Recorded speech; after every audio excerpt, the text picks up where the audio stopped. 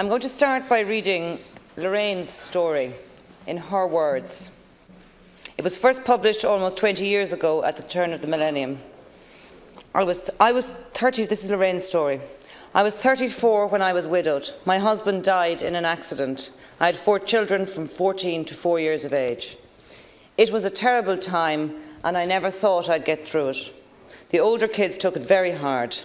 My family were a great support, taking it in turns to stay over for the first few months, endlessly helping with the children. The following year, there was a big wedding anniversary for my parents, and we all got together to plan the celebration. I had hardly been out socially since David's death, but I was looking forward to the party. It was in a hotel with everything laid on. By the end of the night, I'd had a few drinks all right, but I wasn't drunk, just a bit fuzzy, a bit merry. I took a lift home with a family friend, someone I'd known since I was 19 or 20 years of age. There is no easy way to put this. He dropped the others in the car off first, insisted on seeing me to my door, and then pushed his way in behind me. He knew the children weren't there. I told him they were at their cousins'. The horror of that night I cannot tell you. The feelings after he'd gone, shame, disgust, rage, and worst of all, total helplessness. God forgive me, it was worse than David's death. But it didn't happen to me, it was done to me. I knew immediately I couldn't do anything about it. I couldn't put the kids or the family through a public court case. Everyone always knows who you are by the end. I couldn't do it. When I realised I was pregnant, I felt total despair. I wondered what I'd done to deserve it all. My whole sense of who I was seemed to fall apart.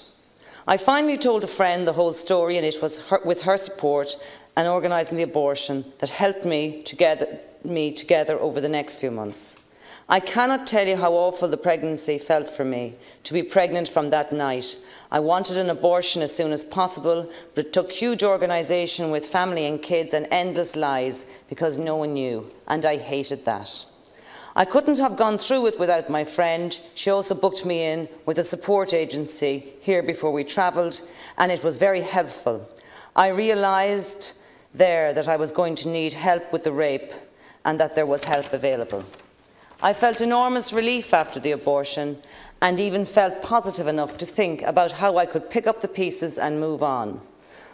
But the next few weeks were hell, all that pretending that we'd had a lovely shopping weekend away, or the reason I couldn't go to the function I knew he would be at.